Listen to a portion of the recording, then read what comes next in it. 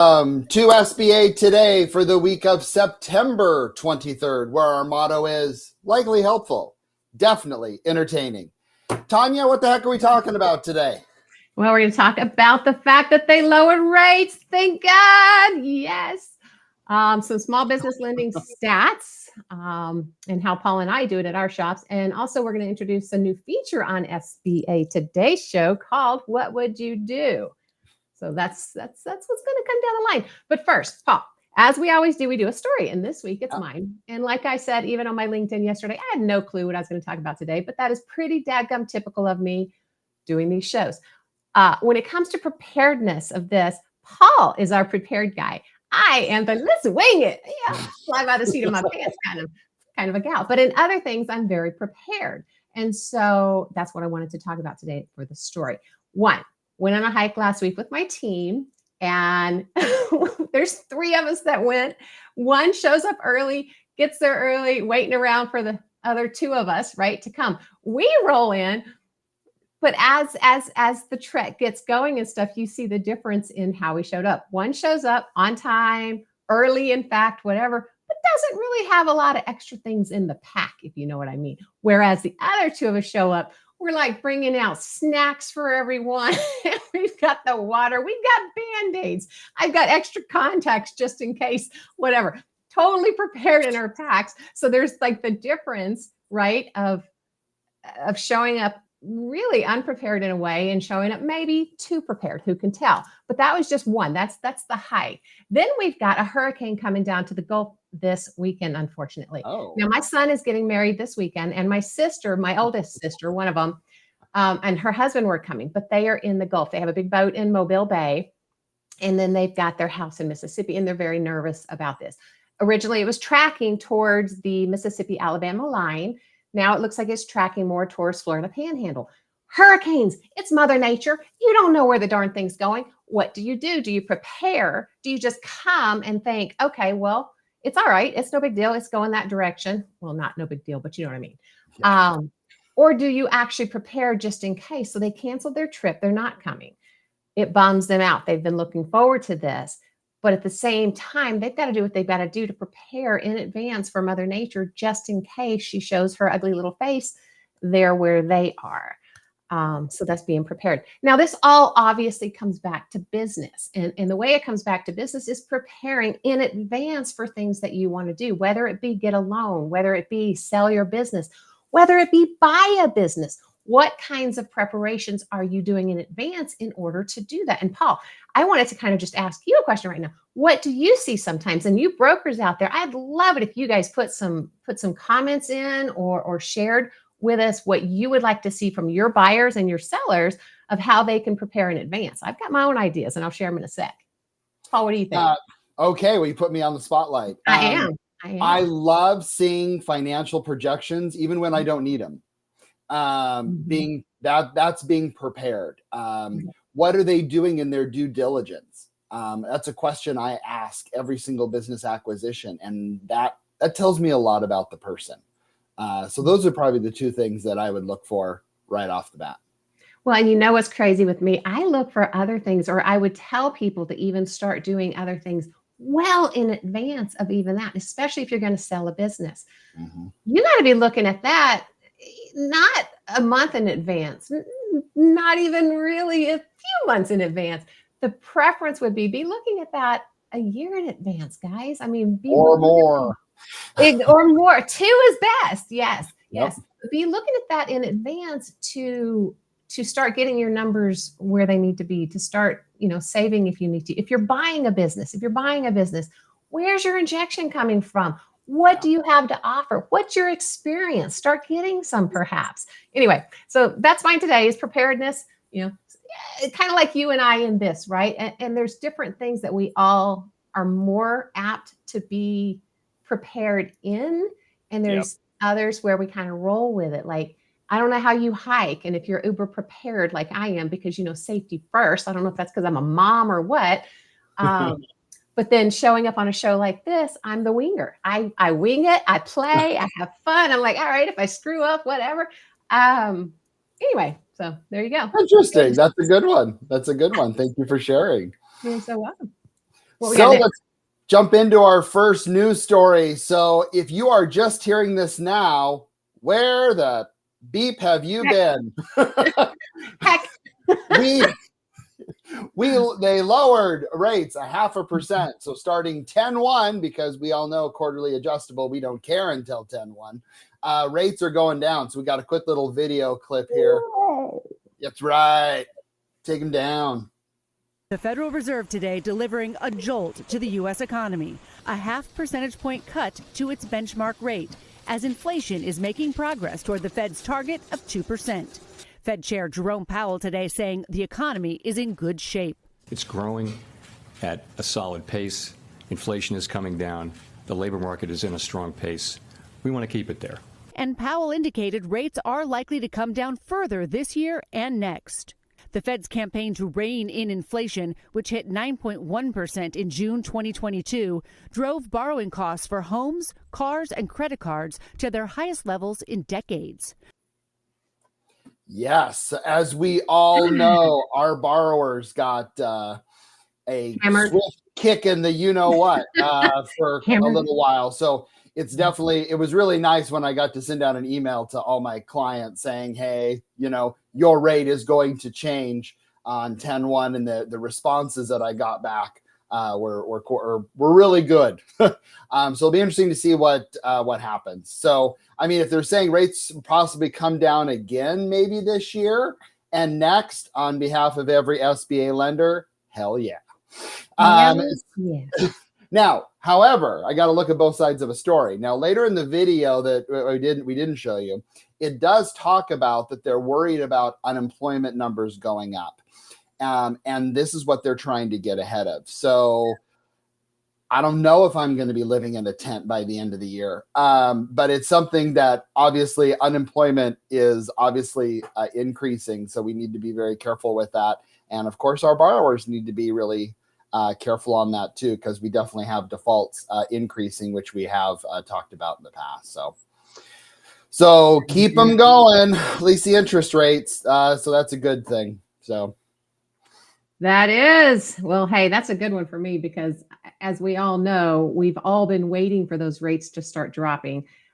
I don't care what anybody says. I still say the feds are behind where I think they should be, but that's just me. They typically Well, you are. should push Powell out and get your butt in there. I think they should. Vote for Tanya. Oh, Lordy. Anyway. Well, next, Paul, let's go ahead and talk a little bit about our friends over at Lumos for helping us and supplying some information. What we're looking at here is like 2 million small businesses in 2023 were looking for financing. 2 million. It's like 60% of small businesses were requesting less than 100,000. I don't know about you. I don't know. Do you do a lot of loans under 100,000, Paul? A lot? No. Maybe 1 or 2 a month. Yeah. I don't know if that's a lot or not. I don't think we do a lot. Well, at least I should say we don't outside of the state of Missouri as much, just because we're typically just an SBA 7A shop. Oftentimes we'll send things like that to the micro lenders that we partner with. Sure. That really just, to be darn straight, do a better job. It's their wheelhouse, basically. 23% of these businesses were seeking less than 25,000. 18% 25 to 50, and 19% 50,000 to 100,000.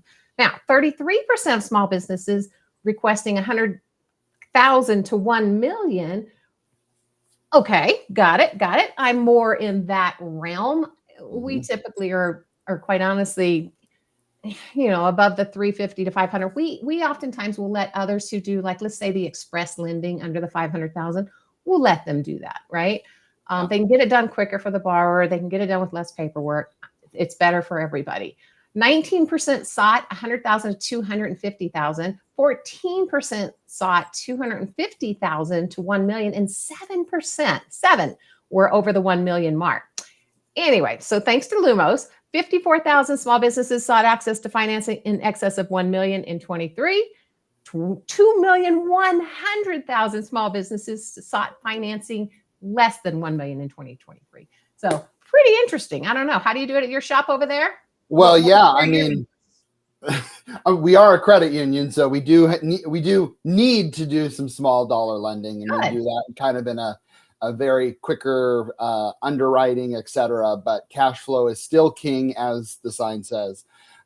So we definitely want to make sure that cash flow. I know a lot of lenders that just do it based on credit score. They use the SBSS score, Redwood score, and they call it good, and that scares the crud out of me because you need to look at the cash flow. Cash flow is everything. So, Well, and you know what's crazy though, Paul, is the different shops depending on how they do it. Like our 7As, we're a secondary market lender, right? So we're not portfolioing. So there's a difference too, I think, in how people look at it, what they're bringing in and what they need based on reserves and all that, depending on if they're portfolioing or not portfolioing their loans. That's true. That's true. And they are not paying us to say this, but I will say it anyway. I have an appointment today with Lumos to look over their small loan credit scoring model. So Oh, nice. cough, cough. Thank you, Lumos. Thank you, Lumos. Remember that when you're doing pricing. So Hey, show us some love, sponsor the show. well, hey, jumping into our last, I want to start doing here over our next several episodes of SBA Today. We're going to do What Would You Do? Now, if you have ever watched ABC News, What Would You Do? It's kind of like that. So I want to really appreciate Andrew Longcore with Acquisition Aficionado. I'm so proud of myself. I actually said aficionado correctly.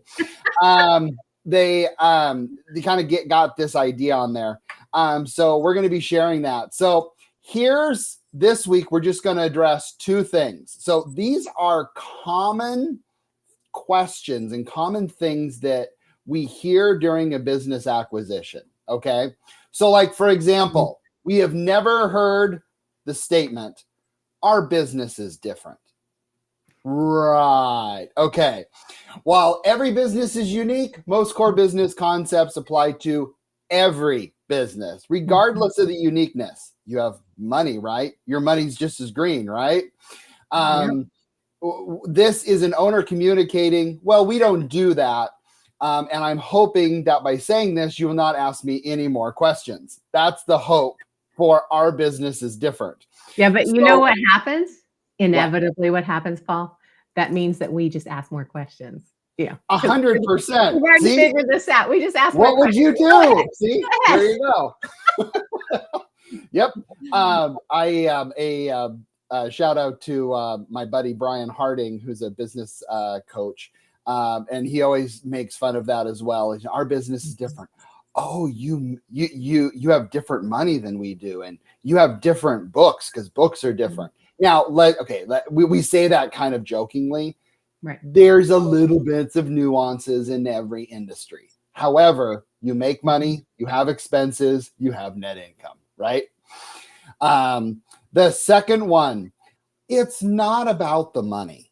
The only reason to say this is because it's all about the money. Some owners will have higher priorities than the financial aspects of the transaction. That makes total sense. If they need to tell you money isn't their highest priority, it's probably because they don't want to admit it is how important it is to them. And I agree with that. Across the board, right? I mean, we can do the same thing. We all say we're different. I'm a different type of lender. And I am a different type of lender, but I still have to play within the same guidelines, the same rules that every lender plays in. I just play in it differently, right? Personality wise or something, but I'm still in it. No different than this. You're still a business. There's still certain things within that business that are exactly the same across the board. So anyway.